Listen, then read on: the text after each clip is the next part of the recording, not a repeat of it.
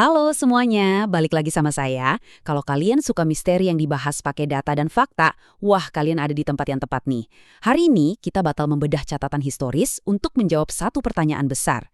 Kenapa sih segitiga Bermuda itu bahaya banget menurut teori? Coba bayangin, lautan yang kelihatannya super tenang, tapi diam-diam bisa bertindak sebagai antagonis tak kasat mata yang sanggup menelan kapal baja raksasa dan pesawat terbang tanpa ninggalin jejak sedikit pun. Ini bukan cuma mitos pelaut ya, ini misteri nyata. Dan buat benar-benar paham seberapa mengerikannya zona ini, kita harus dengar langsung dari mereka yang pernah berhadapan langsung dengannya. Ini adalah kata-kata terakhir dari pilot penerbangan N30-808H pada 28 Juni 1980.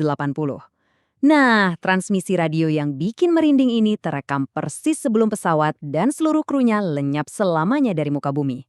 Bayangin aja, sejak pesan itu terekam sampai detik ini, nggak ada satupun orang yang tahu pasti benda apa di langit yang bikin pilot itu ketakutan setengah mati. Ini jadi bukti kuat kan, kalau ada sesuatu di luar sana, entah itu fenomena alam yang buas atau anomali yang belum terpetakan, yang benar-benar lagi nunggu mangsa di langit terbuka. Oke, kita masuk ke bagian pertama, misteri kehilangan tanpa jejak, dan kita bakal lihat seberapa masif sebenarnya skala tragedi ini. Biar kalian ada gambaran jelas, area mimpi buruk ini mencakup sekitar 805.000 km persegi. Zona bahaya yang membentang dari Kepulauan Bermuda, Florida sampai ke Puerto Rico ini luasnya hampir 2 kali lipat luas negara Jepang. Gede banget kan? Terus, di bawah permukaan perairan yang super luas ini, tersembunyi yang namanya Milky Deep. Ini tuh palung samudra masif yang saking dalamnya, ibaratnya bisa nelan 1,5 gunung Kilimanjaro sekaligus. Masuk akal banget sih, dengan kedalaman ekstrim kayak gitu, makanya puing-puing raksasa kapal atau pesawat yang jatuh, itu jarang banget bisa ditemuin. Tapi yang benar-benar bikin garuk-garuk kepala itu pola aneh yang ditinggalin. Waktu kapal-kapal hantu ini akhirnya berhasil ditemuin, kondisinya tuh sama sekali di luar nalar. Gini, di tahun 1840, kapal Prancis bernama Rosalia ditemuin dengan kondisi makan siang yang masih tersaji rapi, dan ada seekor burung kenari yang kelaparan. Melompat ke tahun 1872, kapal Mary Celeste ditemuin dengan harta karun yang masih utuh, plus seekor kucing yang asyik hidup di sana. Lebih gila lagi, di 1944, kapal Rubicon ditemuin ngapung aman di lepas pantai Florida. 300 manusia di dalamnya hilang tanpa sisa, menguap gitu aja. Tapi seekor anjing peliharaan malah santai larian di geladak tanpa luka sedikit pun. Barang utuh, hewan selamat, tapi ratusan manusia lenyap dalam sekejap. Gimana coba logikanya? Dan ancaman ini nggak cuma main-main di permukaan laut aja. Dia merambat jauh sampai ke atas awan.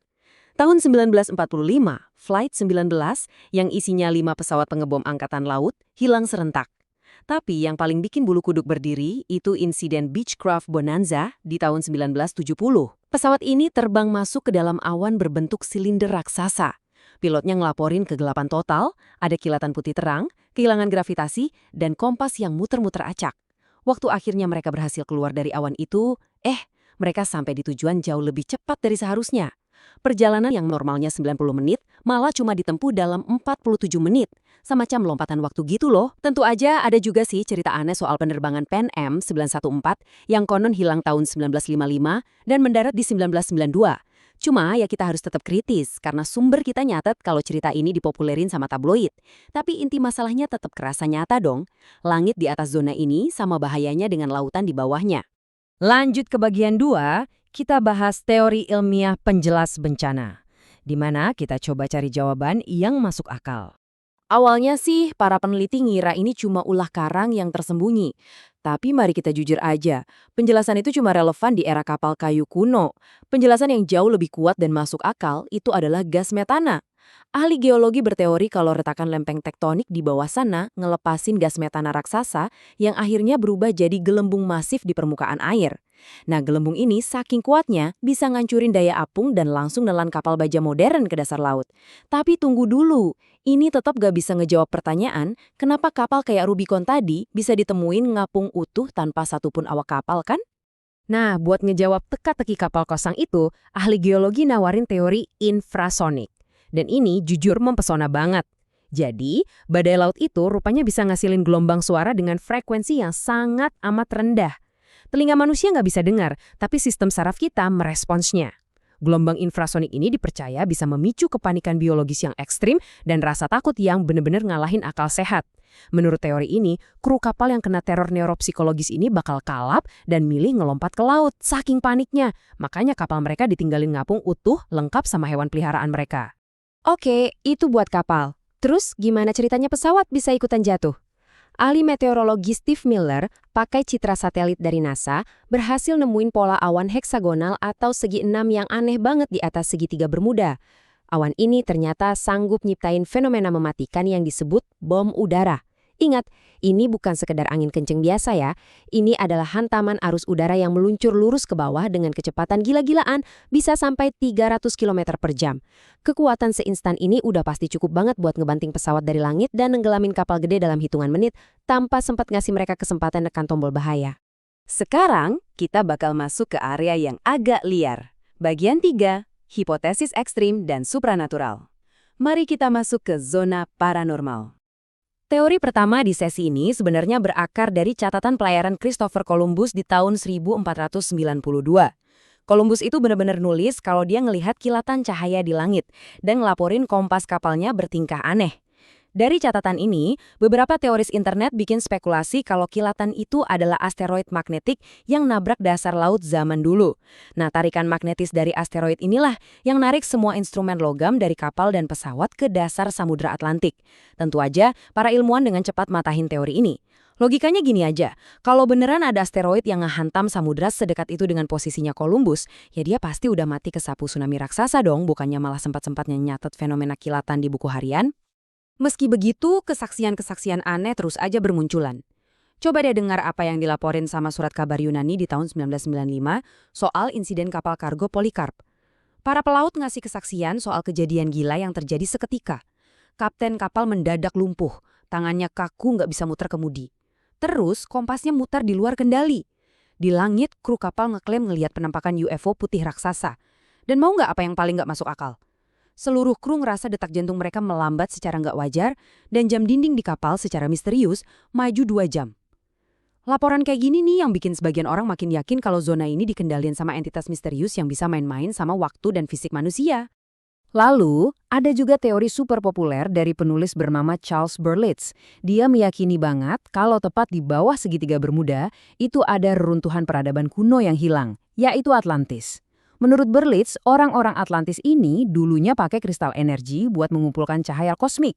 Pas benua itu tenggelam, kristal-kristalnya dipercaya masih aktif sampai sekarang. Nah, radiasi energi elektromagnetik yang super kuat dari kristal inilah yang dianggap ngacoin semua sistem navigasi modern kita. Tapi ingat ya teman-teman, biarpun ceritanya kedengeran seru banget, ilmuwan menolak mentah-mentah teori ini karena sama sekali nggak ada bukti ilmiah yang mendukung soal adanya reruntuhan bercahaya di dasar laut sana.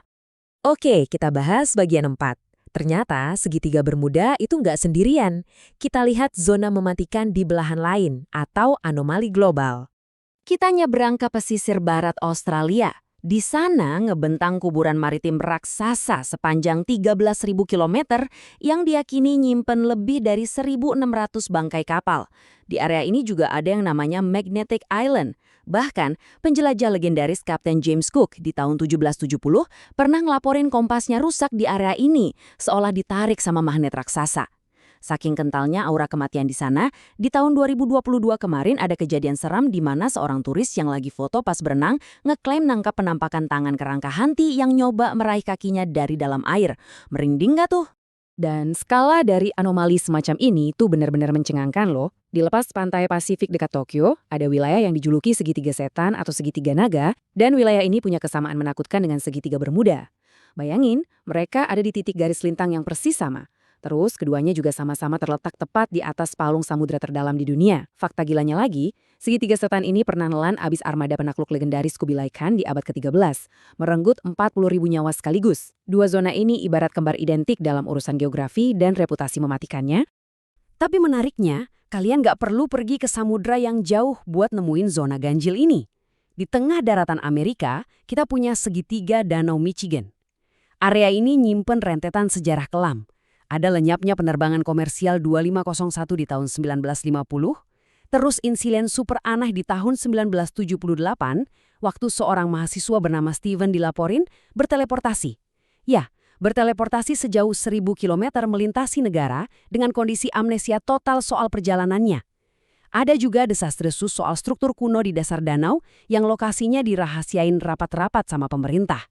Belum lagi, laporan dari pelaut kapal Tunda Mary di tahun 1883 yang tiba-tiba dihantam hujan balok es raksasa tanpa henti selama 30 menit. Alam benar-benar bertingkah di luar nalar kalau udah urusan area-area ini. Kita sampai di bagian terakhir, rahasia yang belum terpecahkan, ancaman di era modern. Biarpun bukti dan anomali ini terus bermunculan, anehnya, jawaban resmi dari pihak berwenang seringkali malah berupa pengabaian. Kalian bisa cek sendiri, pemerintah sama sekali nggak nandain zona-zona bahaya ini di peta resmi dunia manapun. Dan sayangnya, sikap abai ini ngebawa konsekuensi fatal buat kita di era modern. Contohnya di tahun 2015 kemarin, ada tragedi menyayat hati di mana dua anak laki-laki usia 14 tahun dari Florida tersapu badai dan lenyap ke dalam segitiga Bermuda waktu mereka lagi seru-serunya ngepost di Snapchat. Setahun kemudian, perahu mereka ditemuin kosong ngambang gitu aja, tapi tubuh kedua remaja itu nggak pernah kembali. Ini jadi tamparan keras buat kita kalau ancaman ini bukan sekedar cerita horor dari masa lalu. Ini terjadi secara waktu nyata, saat ini juga. Coba kita pikirin lagi deh. Zaman sekarang, kita udah punya GPS super canggih, radar satelit pintar, komunikasi instan, tapi nyatanya pesawat raksasa dan kapal baja masih aja bisa lenyap tanpa aba-aba. Jadi pertanyaannya, seberapa aman sih kita sebenarnya?